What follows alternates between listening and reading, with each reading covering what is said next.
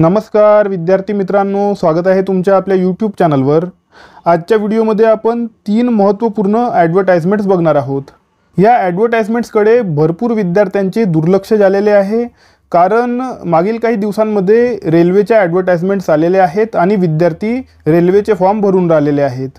आधी ग्रॅज्युएशन लेवलवर NTPCचे फॉर्म निघाले आणि त्यानंतर 12वीच्या बेसिसवर सुद्धा NTPC परीक्षेसाठी फॉर्म निघालेले आहेत।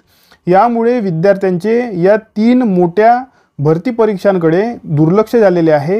या आधी सुद्धा आपण आपल्या व्हॉट्सॲप चॅनलवर आणि टेलिग्राम चॅनलवर या भरती परीक्षांविषयी माहिती दिलेली आहे आणि हा रिमाइंडर व्हिडिओ आहे तुमच्यासाठी। या भरती परीक्षांचे फॉर्म तुम्ही लवकरात लवकर भरून घ्या। तुमच्यापैकी बहुतांश विद्यार्थी या परीक्षांसाठी एलिजिबल आहेत। ओके, आता आपण या 3ही ॲडव्हर्टाइजमेंट्स बघून घेऊया। मी तुम्हाला शॉर्टमध्ये या ॲडव्हर्टाइजमेंट सांगणार आहे, संपूर्ण माहिती मी तुम्हाला देणार नाही। कमीत कमी शब्दांमध्ये बेसिक इन्फॉर्मेशन मी तुम्हाला देणार आहे। ओके, तर बघा विद्यार्थी मित्रांनो, आपली पहिली ॲडव्हर्टाइजमेंट आहे SBI तर्फे। ओके, SBI मध्ये बघा, तर बघा विद्यार्थी मित्रांनो, या ॲडव्हर्टाइजमेंटमध्ये 6 पदांकरिता यांनी ॲडव्हर्टाइजमेंट दिलेली आहे आणि बहुतांश विद्यार्थ्यांनी या जाहिरातीकडे दुर्लक्ष केलेलं आहे। त्यामागचे कारण म्हणजे बहुतांश पदासाठी अनुभवाची अट यांनी टाकलेली आहे, म्हणजेच जे आहे एक्सपिरियन्स यांनी मागितलेला आहे। म्हणून विद्यार्थ्यांनी या जाहिरातीकडे दुर्लक्ष केलेलं आहे। या 6 पैकी 5 पदांसाठी अनुभवाची अट त्यांनी टाकलेली आहे। यामध्ये हे बघा, पहिलं पद, सेकंड, थर्ड, फोर्थ, फिफ्थ या 5 पदांकरिता त्यांनी अनुभवाची अट टाकलेली आहे। तुमच्याकडे जर अनुभव असेल, IT कंपनीमध्ये काम करण्याचा तुमच्याकडे जर अनुभव असेल, तर तुम्ही या 5 पदांसाठी फॉर्म भरू शकता। परंतु हे जे असिस्टंट मॅनेजर सिस्टम हे जे पद आहे, यासाठी कोणते विद्यार्थी एलिजिबल आहेत ते मी तुम्हाला सांगणार आहे आणि यासाठी अनुभवाची अट त्यांनी टाकलेली नाही। म्हणजेच बहुतांश विद्यार्थी, जे मी तुम्हाला आता पात्रता सांगणार आहे, त्या एज्युकेशनल क्वालिफिकेशन असणारे विद्यार्थी इथे जे आहे फॉर्म भरू शकतात। ओके, आणि इथे बघा पदे सुद्धा सर्वात जास्त आहेत। ओके, हे बघा टोटल पदे 784 याच्यासाठी आहे। ओके, ज्यासाठी त्यांनी अनुभव मागितलेला नाही त्यासाठी सर्वात जास्त पदे आलेली आहेत। 784 पदे इथे असिस्टंट मॅनेजर सिस्टमसाठी आलेली आहेत।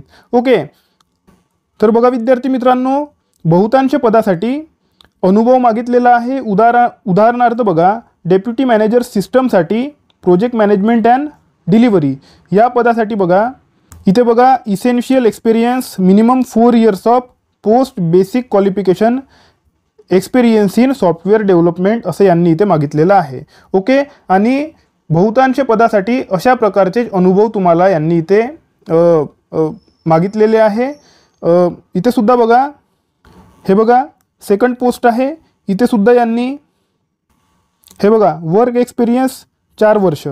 ओके, परंतु इथे बघा आता असिस्टंट मॅनेजर सिस्टमसाठी यांनी कुठल्याही प्रकारचं एक्सपिरियन्स मागितलेलं नाही। Okay, work experience not required, specific skills not required. Okay, आता कोणते विद्यार्थी हा फॉर्म भरू शकतात? हा फॉर्म आहे बघा, BTech वाले विद्यार्थी, BE वाले विद्यार्थी इन CS, ओके, म्हणजेच कम्प्युटर सायन्स किंवा computer science and engineering, software engineering, IT, electronics, ECE किंवा इक्विव्हॅलंट डिग्री। ओके, यामध्ये मिनिमम 50% तुमचा स्कोर पाहिजे, म्हणजे सेकंड क्लास विद्यार्थीसुद्धा इथे इंजिनिअरिंगवाले चालणार आहेत।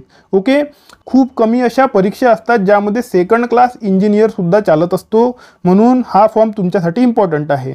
त्यानंतर बघा MCA अँड इक्विव्हॅलंट, त्यानंतर हायर डिग्रीसुद्धा तुमची चालत असते।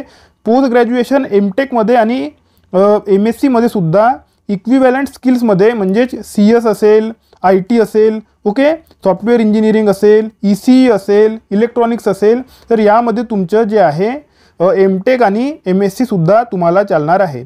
ओके, तर जे विद्यार्थी यामध्ये फिट होऊन राहिलेले आहेत त्या विद्यार्थ्यांनी फॉर्म भरायला पाहिजे।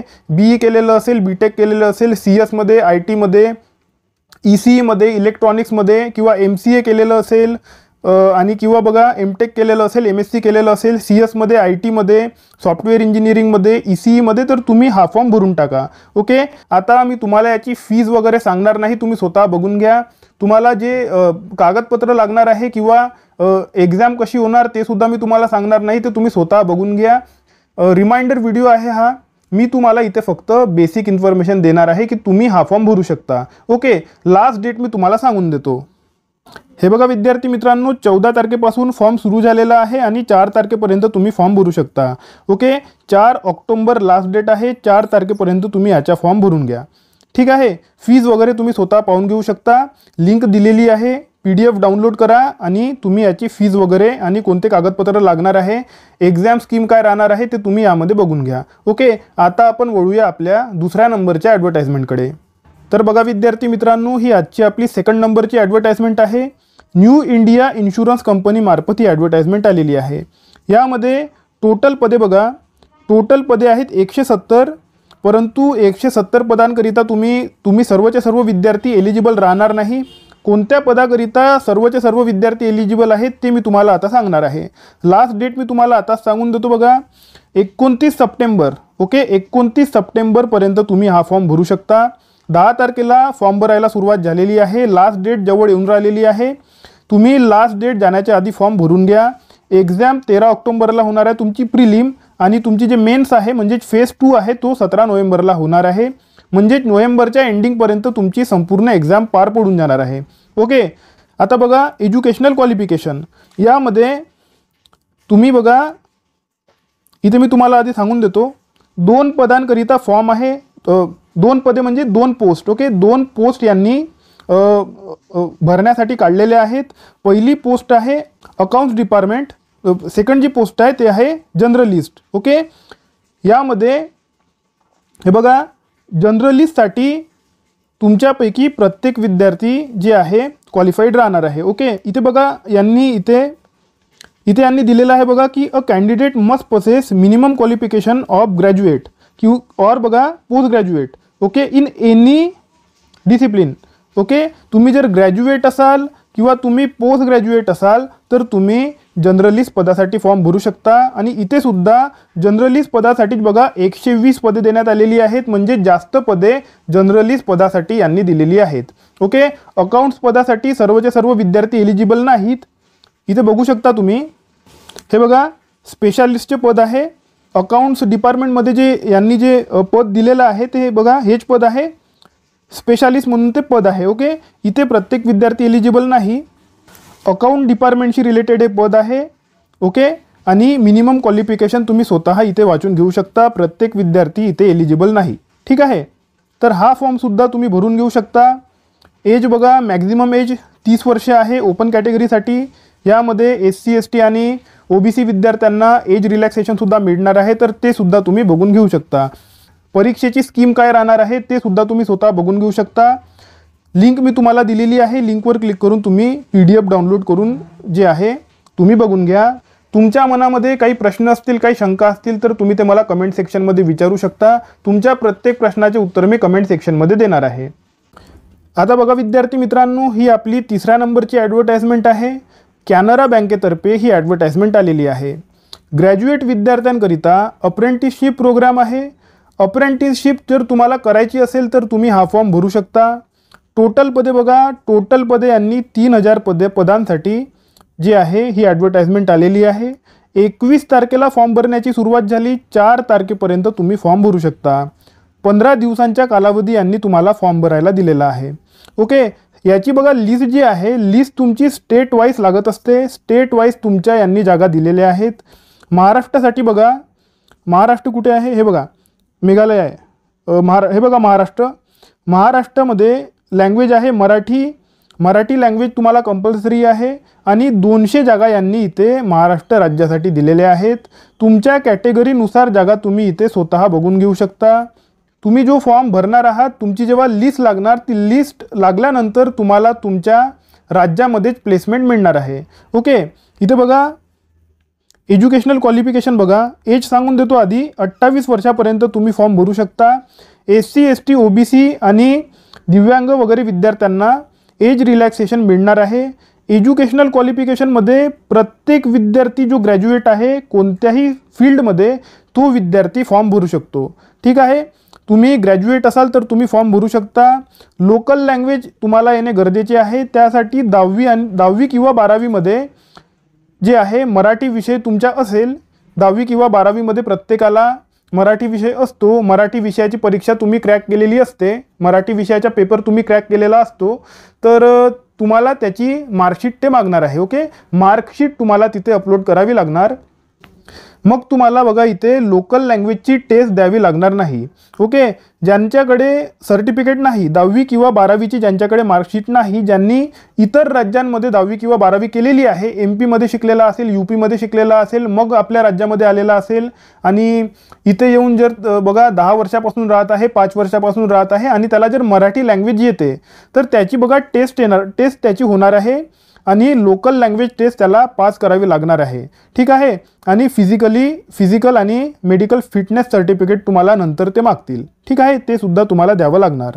ओके, त्यानंतर बघा इथे बघा तुमची कुठल्याही प्रकारची एक्झाम होणार नाही आहे. ओके, एक्झाम तुमची होणार नाही. तुम्हाला डायरेक्ट सीट मिळणार आहे आणि तुम्हाला जी सीट मिळणार आहे तुमच्या 12वीच्या मार्कच्या बेसवर मिळणार आहे.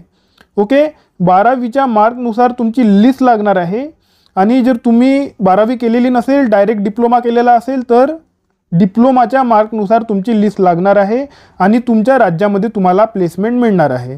ठीक आहे, फीज बघा 500 रुपये जनरल आणि OBC आणि SC ST PWBDसाठी कुठल्याही प्रकारची फीज राहणार नाही. ओके, इतर जे आहे हे बघा जसं प्लेस ऑफ ट्रेनिंग आहे, प्रोफाईल आहे, त्यानंतर स्टायपेंड किती मिळणार, किती वेळ काम करावं लागणार तुम्हाला, हे सर्वच्या सर्व तुम्ही स्वतः बघून घेऊ शकता. ऑलमोस्ट 1 वर्षाची तुमची ट्रेनिंग राहणार आहे. त्यानंतर तुमच्यापैकी काही विद्यार्थ्यांना जॉबसुद्धा मिळू शकतो, परमनंट जॉब मिळू शकतो, तर काही विद्यार्थ्यांना सर्टिफिकेट मिळणार आहे. ठीक आहे, तर बघा विद्यार्थी मित्रांनो, ही आजची आपली या आजच्या आपल्या 3 महत्त्वपूर्ण जाहिराती होत्या. यांचे फॉर्म तुम्ही भरून घेऊ शकता. तुमच्या मनामध्ये काही प्रश्न असतील, काही शंका असतील तर तुम्ही कमेंट सेक्शनमध्ये विचारू शकता. टेलिग्राम चॅनलवर सुद्धा तुम्ही शंका आणि जे प्रश्न आहेत तुमचे ते तुम्ही विचारू शकता. टेलिग्राम चॅनलवर कमेंट सेक्शन आपला ऑन असतो. कमेंट सेक्शनमध्ये जाऊन तुम्ही प्रश्न विचारू शकता. याशिवाय व्हॉट्सॲप चॅनलची लिंक मी तुम्हाला डिस्क्रिप्शन बॉक्समध्ये दिलेली आहे. त्या लिंकवर क्लिक करून तुम्ही आपलं व्हॉट्सॲप चॅनल जॉईन करून घेऊ शकता आणि व्हॉट्सॲप चॅनलवरच या 3ही PDFची जी लिंक जी आहे मी तुम्हाला टाकलेली आहे. ओके, व्हॉट्सॲप चॅनलवर क्लिक करून तुम्ही तिथून लिंकवर क्लिक करून या 3ही ॲडव्हर्टाइजमेंट डाउनलोड करून घेऊ शकता. आता आपण भेटूया आपल्या पुढच्या व्हिडिओमध्ये. तोपर्यंत अभ्यास करत राहा. या व्हिडिओला लाईक करा, चॅनलला सबस्क्राईब करा आणि बेल आयकॉन प्रेस करून टाका. धन्यवाद.